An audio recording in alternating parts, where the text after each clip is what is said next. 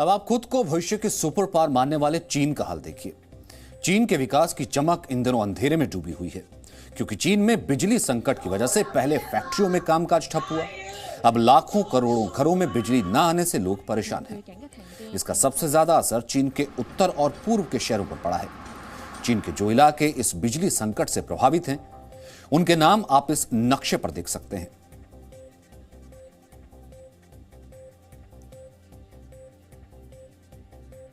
तो इन इलाकों में शामिल है इनर मंगोलिया, जिलिन,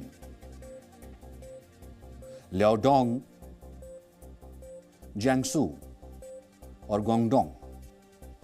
चीन के इन इलाकों में ट्रैफिक लाइट्स, स्ट्रीट लाइट, इमारतों में लगी लिफ्ट्स और मोबाइल नेटवर्क ठीक से काम नहीं कर रहे।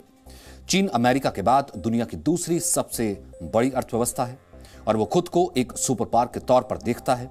लेकिन चीन में हो रहे पावर कट ने भविष्य के सुपर पावर की पोल खोल दी है।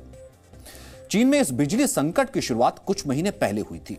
तब उत्तर पूर्वी चीन में लगी कई फैक्ट्रियों को या तो प्रोडक्शन घटाने के लिए कह दिया गया या फिर इन्हें बंद करने के आदेश दे दिए गए। अब चीन के आम लोगों से भी कह दिया गया है कि सोच समझकर बिजली का इस्तेमाल करें। चीन के जिन इलाकों में बिजली की कमी है, वहां पिछले 4 दिनों से दिन में 8 बार बिजली की सप्लाई रोकी जा रही है। अब इस वजह से जल्द ही इन इलाकों में पानी की सप्लाई भी रुक सकती है। चीन के कई सुपरमार्केट्स में तो आजकल मोमबत्ती की रोशनी से काम हो रहा है। लेकिन यह समस्या सिर्फ चीन तक सीमित नहीं है, इसका असर ग्लोबल सप्लाई पर भी पड़ने वाला है। चीन को दुनिया की फैक्ट्री कहा जाता है, लेकिन बिजली संकट की वजह से चीन की फैक्ट्रियों में प्रोडक्शन रुका हुआ है और इससे दुनिया भर की सप्लाई चेन भी प्रभावित हो रही है। चीन में इस बिजली संकट के 2 बड़े कारण हैं। पहला यह है कि चीन में कोयले की उपलब्धता कम है और इसकी कीमतें बहुत ज्यादा हो गई हैं। इसलिए फैक्ट्रियां और बिजली सप्लाई करने वाली कंपनियां कम मात्रा में कोयला खरीद रही हैं। चीन में आज भी 68% बिजली का उत्पादन कोयले से होता है। चीन को कोयले की सबसे ज्यादा सप्लाई ऑस्ट्रेलिया से होती है, लेकिन चीन और ऑस्ट्रेलिया इन दिनों व्यापार युद्ध में उलझे हैं और चीन ने ऑस्ट्रेलिया से होने वाले कोयले के आयात पर रोक लगा रखी है। दूसरा कारण यह भी है कि चीन ने वर्ष 2030 तक कोयले पर अपनी निर्भरता खत्म करने का लक्ष्य रखा है, ताकि कार्बन एमिशन को कम करने का लक्ष्य हासिल किया जा सके। इसके लिए वहां कोयले के इस्तेमाल को लेकर सख्त कानून बनाए गए हैं। लेकिन अभी चीन की अर्थव्यवस्था इस स्थिति में नहीं है कि वो कोयले पर अपनी निर्भरता को एकदम से कम कर पाए। लेकिन जब चीन की सरकार कोई फैसला लेती है तो वो किसी की नहीं सुनती। चीन सिर्फ पूरी दुनिया में किसी भी तरह से अपनी छवि को चमकाना चाहता है और अपनी छवि को चमकाने के लिए चीन की सरकार ने अपने लाखों करोड़ों नागरिकों को अंधेरे में धकेल दिया है। चीन में अगले वर्ष विंटर ओलंपिक्स का आयोजन होना है और चीन के राष्ट्रपति चाहते हैं उससे पहले चीन की हवा एकदम साफ हो जाए और चीन के आसमान में प्रदूषण का कोई निशान ना हो। लेकिन समस्या यह है कि सर्दियों के दौरान चीन के ज्यादातर इलाकों में जबरदस्त ठंड पड़ती है। पारा शून्य से भी नीचे चला जाता है। इसलिए ऐसे इलाकों में घरों और दफ्तरों को गर्म रखने के लिए भी बिजली की जरूरत होती है। लेकिन चीन की सरकार को इन सब से कोई फर्क नहीं पड़ता। भविष्य में चीन के लोग या तो ठंड से मरने पर मजबूर होंगे या फिर भूख से मारे जाएंगे, क्योंकि फैक्ट्रियों में प्रोडक्शन बंद होने की वजह से इस साल के आखिर तक चीन की अर्थव्यवस्था में भारी गिरावट की आशंका है। अगर ऐसा हुआ तो चीन में बेरोजगारी और भुखमरी दोनों बढ़ जाएगी।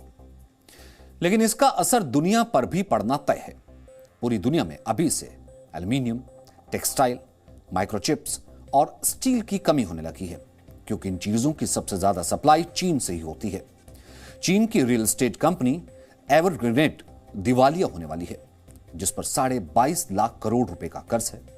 इस आशंका से दुनिया भर की अर्थव्यवस्थाएं पहले से डरी हुई हैं, क्योंकि अगर ऐसा हुआ तो दुनिया में आर्थिक मंदी आ सकती है और अब चीन की हजारों फैक्ट्रियों के बंद होने पर आर्थिक मंदी की आशंका और मजबूत हो गई है। दुनिया की कई बड़ी रेटिंग एजेंसीज ने भी अब चीन की रेटिंग घटानी शुरू कर दी है।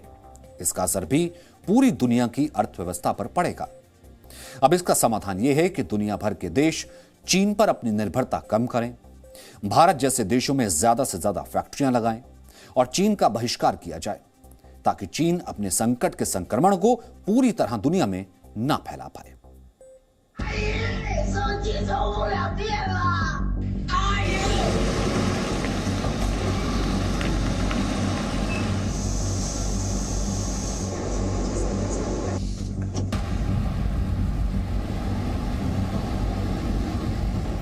地铁没停，然后停水停电，蜡烛，买蜡烛的也挺多的，还有接充电宝的，还过来充电的。就是一片漆黑，什么也看不见，因为全部停电了嘛。只有就车过来的时候能看见灯是亮的，再不我们骑电动车灯是亮的，剩下的都是一片漆黑。你那个时候在哪里？你说我停电的时候在这边是干活，下午4点多钟停到半夜12点多钟。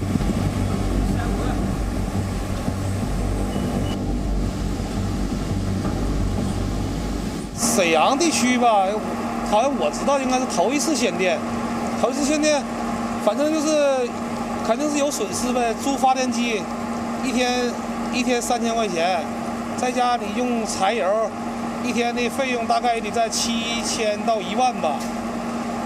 你要是用电，一天可能是有1000多块钱就够了。现在情况是这样，完了现在是限4天，我们这说实话还。以后就是经常的去限电，因为限电咱们就不能生产，咱们必须得执行这个电力局啊、市局啊这个下达的这个通知，咱们必须只要是那个电力局通知。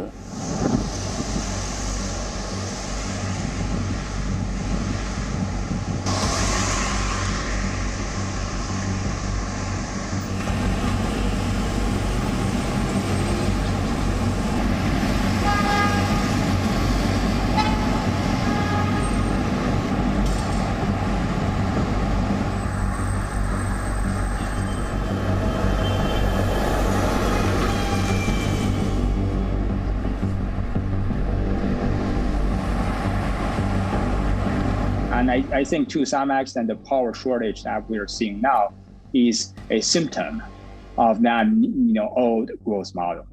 So again, I hope that this episode actually gives us a more forward-looking vision, which is, that we need to reform the power sector more to accommodate, for example, more renewable energy and to have better energy efficiency, and also to gradually phase out or phase down some of the heavy industries in this country to pursue a better growth model with lower carbon intensity.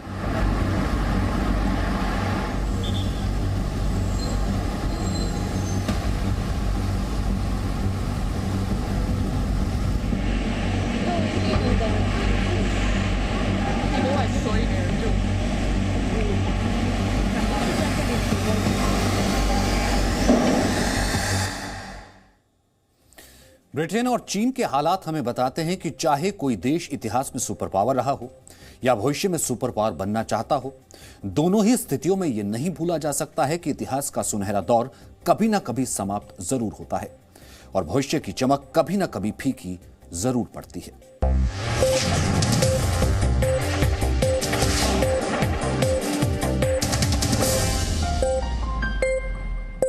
Presenting B News app, available on Google Play and App Store. Download it now.